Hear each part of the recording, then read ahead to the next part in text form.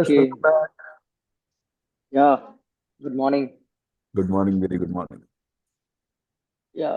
So last time we discussed about experience of life, and I was pondering on the journey we have done in last four podcasts. So we started from source of conflict. I just want to give a refresher to the audience who might not have listened to previous podcast. So we started from source of conflict, then why there are boundaries which exist between humans to perception of life, and the last one was experience of life. And if we can try to connect all of them, the way we perceive life is because of the boundaries we have created around us, and that lead to probably the source of conflict and how I am experiencing my life as well. And once we establish that understanding and where we ended our last podcast, the fundamental question which often comes in people's journey is what is the purpose of life? And probably let's conclude. Uh, we concluded at this point in the last podcast. So let's start from there itself. So I will ask the same question again. What is the purpose of life? Okay. By the way, which life are you is the question related to? I'll give you three options.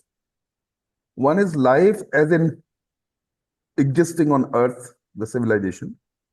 Mm, Perhaps somewhere else also in universe unknown. That's one mm, option. Second is purpose of any human beings log in to log out. mm, That's general, anyone. And option three is, does the question relate to your life, your purpose of life? So what do I address? mm. So I think obviously for a human being it starts from option three, then goes to option two, then goes to option one. Uh, it's a journey probably, but yeah, at the moment, option three. If I Option look at myself, what is the purpose of my life? wonderful.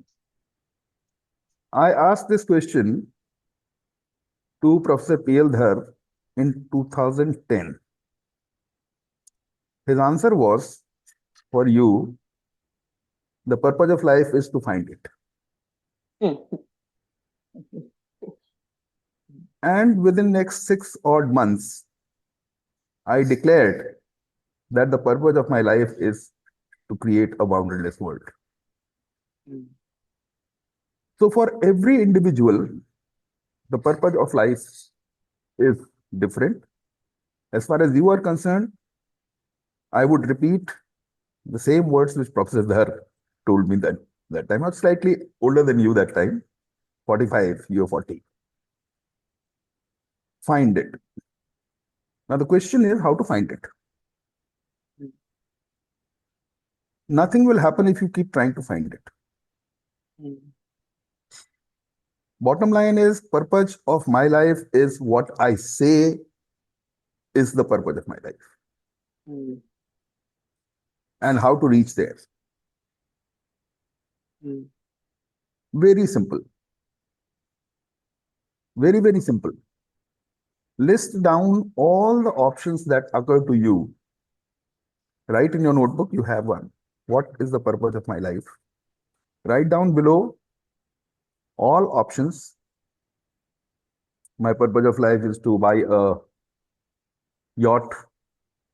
My purpose of life is to educate my children. My purpose of life is to visit all countries in the globe. My purpose of life is to help my servant son become an IS officer. Whatever options. And take it from me that the list is finite. It is not infinite. After yeah. that, after that, every day, eliminate one item from the list. Every day, eliminate one. Don't eliminate more than one. Because आप paper पे तो you can strike out one, but striking it out from your thought process will take 24 hours minimum. Next day, review and eliminate one more. And what finally remains, declare it to the world. Once you've declared it to the world that this is what my purpose of life, it will become stronger and stronger and stronger. It will gain momentum. It will be reinforced. Yes, So, yeah, that's interesting way of looking at it. But what if over the journey, over the period, that purpose of life changes? Let's say I list down 20 things in my book now. Some will be very immediate needs, probably, uh, and some will be how I see the world. I want to change it. Some will be I want to leave some legacy behind. And let's say I create those 20 items and I keep on striking them down, and then I am left with the one which is the one on which I'm working on. And next 2 years, I find out that that has changed. Now I might have another list of 10 things. So then when do I actually reach a point where I will just end up with one thing and that becomes my purpose of life? very good. So, what you're saying is that one thing that you have decided upon, declared, and then another option gets created, right? Weigh these two options, eliminate one. Hmm. The process will go on.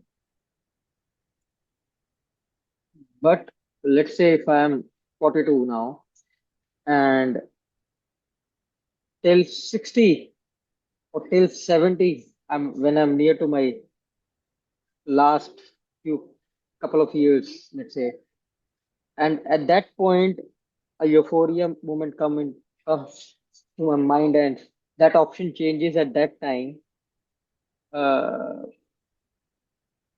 will it not leave me at a state where I feel like I was in the wrong direction all of my life, and that this realization came very late to me? Uh, You are never in the wrong direction. hmm, Faiz का एक शेर है,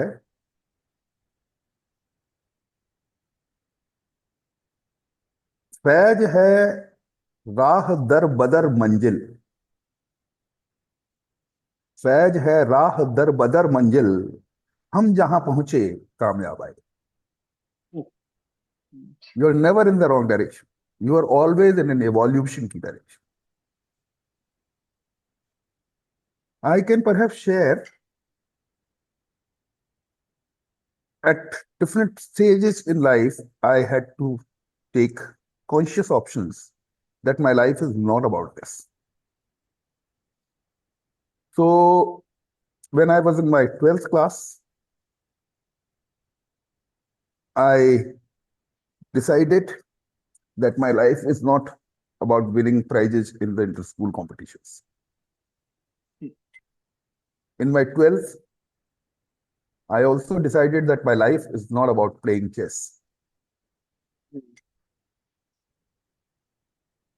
In 2000 or 1989, hmm, I decided that my life is not about electoral politics. In 2000 or yeah, in around 1985, I decided that my life is not about reciting poetry from Munch. I was under tremendous pressure. In 2003, I decided that my life is not about being a landmark forum leader. So I was still searching when in 2010 I asked this question to Professor Sir. And within the next 6 months, it emerged. hmm. And why do only human comes with this? Means if you look at the surrounding, uh, there's so many species, there's so many living things around the world. and non-living things as well. Uh, why only human feels like they need to have a purpose of life? Why doesn't a dog or a cat feels like they have a purpose of life? We just go with the flow. So why do we need any purpose at all? Okay, a good question. Actually, everybody has a purpose of life, whether one knows it or doesn't know it. And the fundamental purpose for every species is survival. Hmm. Yeah, Because humans have extended abilities, therefore, they are able to think beyond survival. But fundamentally, everybody survives. Physical survival and survival of ideas, survival of beliefs, survival of opinions. This is default purpose of life. yeah. And sometimes what we see around the society, the purpose of life is also enforced on us who are belief systems, who are parents. Like probably if I'm a part of one religion, then purpose of life for me is to reach heaven. If I'm part of one sect, then purpose of life is to reach moksha. Uh, then in such conflicting zones, or when I'm narrowed down into such beliefs, how I can ponder and look beyond them and still come up with the list of those 10 items which could be my purpose of life, or uh, even you can say surpass those beliefs and identify myself as unique and redraw my purpose of life beyond them. Nice.